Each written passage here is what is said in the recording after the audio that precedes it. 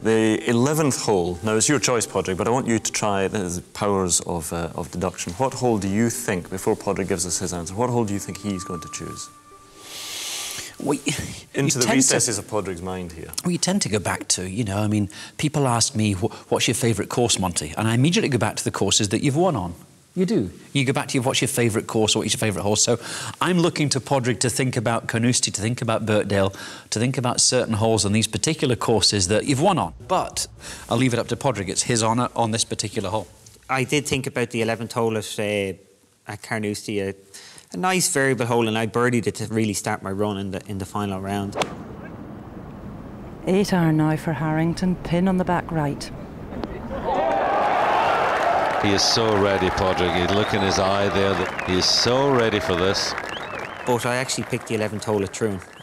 It's a brute of a par 4. It's a brute of a par 4, but it's a traditional links golf hole because what they've done is the tee shot is semi-blind with the gorse. You're just thrown off guard. You've got a bit of out of bounds down the right. You've got the gorse either side.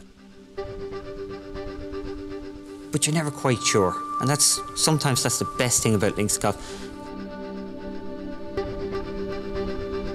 It has two great features of links golf. It has the gorse and it has a railway, and the railways were what the links golf grew up around. So yes, it was. Two great features. Prestwick line through Troon, the railway.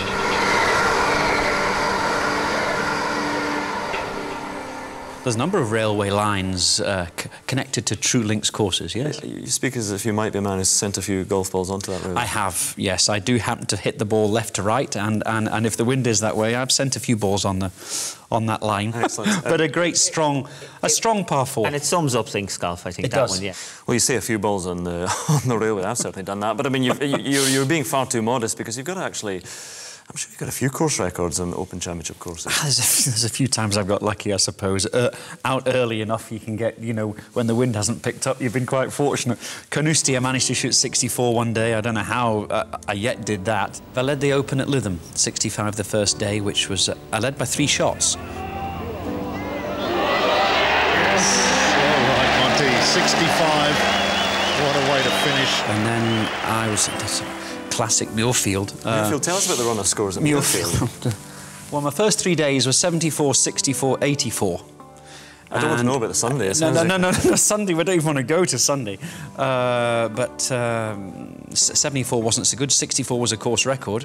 And then the weather changed dramatically. 20 shots. And it was 20 shots worse the next day, having obviously played quite well the day before because I broke the course record. I mean, odd. That was the worst weather. Oh, it was horrendous. That was ever played.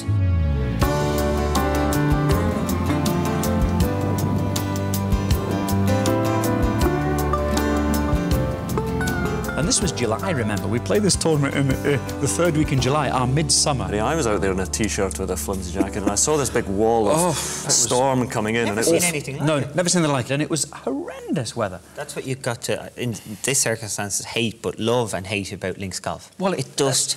You never know what you get. No.